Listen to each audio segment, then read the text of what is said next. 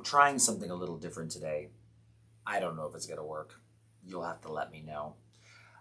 Trying out a different camera, playing around with things. Should actually catch me if I move. It's kind of different. I'm going to have to work this all out and see how it's going to work.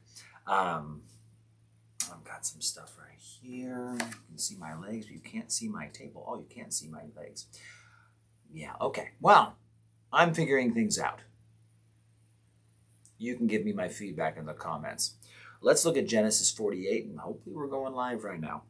All right, so now it came to pass after these things that Joseph was told, indeed your father is sick, and he took with him his two sons, Manasseh and Ephraim. Oh, good. Susan said good morning. I guess I can see. And then my dad's commenting. Okay. I actually didn't even know if I'd be able to see comments because I'm actually using my phone for the live stream. I'm not using my phone to record this. So, hey, new stuff, trying it out. We'll see how things go. So, there we go. Go like this. That's not what I wanted to do. Hey, I'm playing around today. Isn't this fun? Okay. Everyone hear me okay? That's the other question. Not using my normal microphone. All right. Your father's sick. And so Jacob was told, look, your son Joseph is coming to you. And Israel strengthened himself and sat upon his bed. Oh, I didn't highlight Israel there. Again, I highlight Israel and Jacob in two different colors. I don't have a green highlighter laying around here, I don't think. So I'll have to get that later. But one thing you'll notice is that this Israel-Jacob thing, don't make it like it's like gospel, like every time it's Jacob, he's in the flesh. And every time it's Israel, he's in the spirit.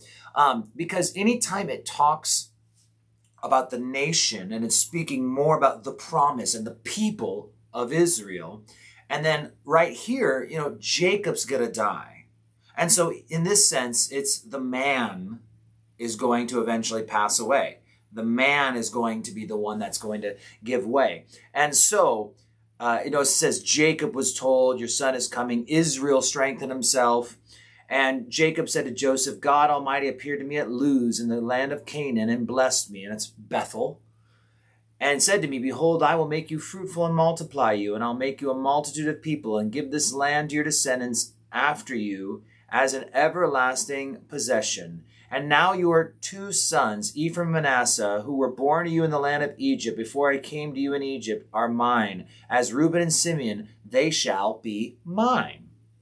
Your offspring whom you beget after them shall be yours. They will be called by the name of their brothers in their inheritance. But as for me, when I came to Padan, Rachel died beside me in the land of Canaan on the way, and there was but little distance to go to Ephrath, and I buried her there on the way to Ephrath, that is, Bethlehem.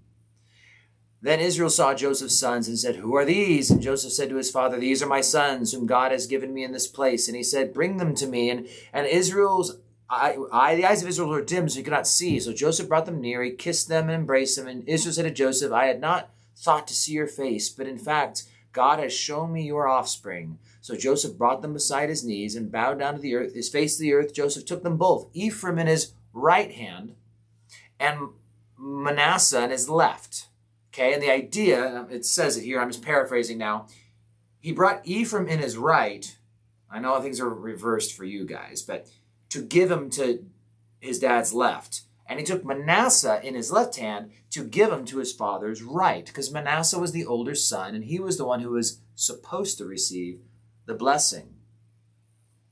And then it says, Israel stretched out his right hand and laid it on Ephraim. So he does this. Israel starts crossing his hands and puts the blessing on Ephraim instead of Manasseh. God before whom my fathers, Abraham and Isaac, walked, the God who has fed me all my life to this day, the angel who has redeemed me from all evil. Bless the lads. Let my name be upon them, and let the name of my father, Abraham and Isaac, and let them grow into the multitude in the midst of the earth. And so he blesses them. And again, when we look at the 12 tribes of Israel, we don't see a tribe of Joseph. We see the tribes of Ephraim and Manasseh. Now, if you go through the Bible, the list is sometimes arranged differently. Sometimes Levi's in, sometimes Levi's out. Sometimes Dan is in, sometimes Dan is out. And there's different reasons in every place why the names listed are listed. And we can't go over them all today, but just know that when one tribe is in and another's out, it's for a reason. Because really, you've got 14 names to go with. You have the 12 sons of Israel, and then the 2 sons of Joseph. Sometimes Joseph's name is on the list. And so it's just interesting to see how sometimes we get one and not the other. And again, they all have their specific interpretation. Well, as we go through the Bible and we cross those lists, we'll try and make note of who's on and who's off. Now Joseph saw this, right? Verse 17, that his father laid the right hand on Ephraim, and it displeased him. So he took his father's hand and removed it from Ephraim's head and put on Manasseh's head. And Joseph said to his father, "Not so, my father, for this one is the firstborn. Put your right hand on his head." Verse 19, but his father refused and said, "I know, my son. I know that, and he shall become a people, and he also shall be great. But truly his younger brother shall be greater than he, and his descendants shall become a multitude of nations." So he blessed them that day, saying, "By you Israel will bless, saying, May God make you as Ephraim and Manasseh." Thus he set Ephraim before Manasseh. Then Israel said to Joseph, "Behold, I am dying, but God will be with you and bring you back to the land of your fathers. Moreover, I have given you one portion above your brothers, which I took from the hand of the Amorite with my sword and my bow." And so he's pointing out that Joseph essentially will get the double portion as the favored son. And by a double portion, it's 2 portions, one to Ephraim, one will go to Manasseh. And so essentially Joseph gets that double portion. Now, interesting is that in Moses' time, there was about 1.5, if you want to get technical, times more people in the tribe of Manasseh than Ephraim. And so for a long time, we don't see this blessing play out. And yet, by the very end, we note that Ephraim becomes the main tribe of the north.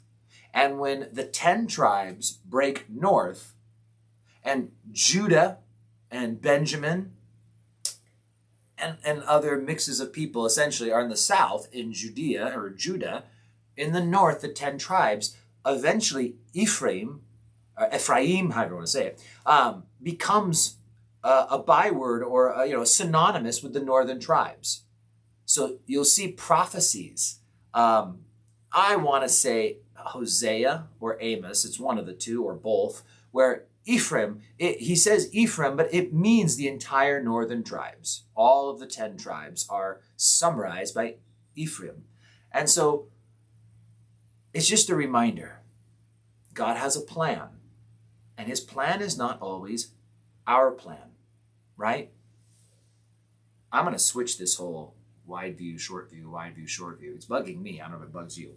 But God has a plan, and it's not always our plan.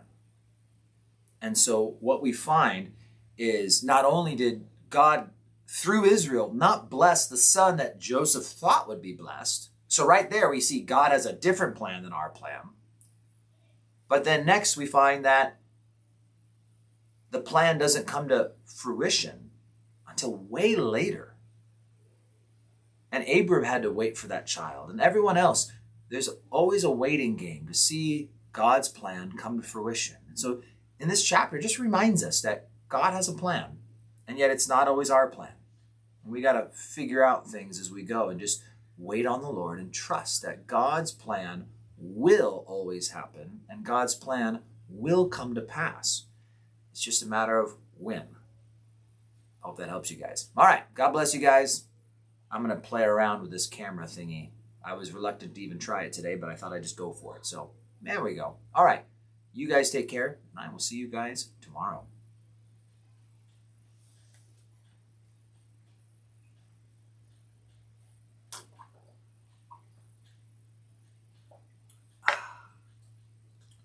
Wonder what button I can click.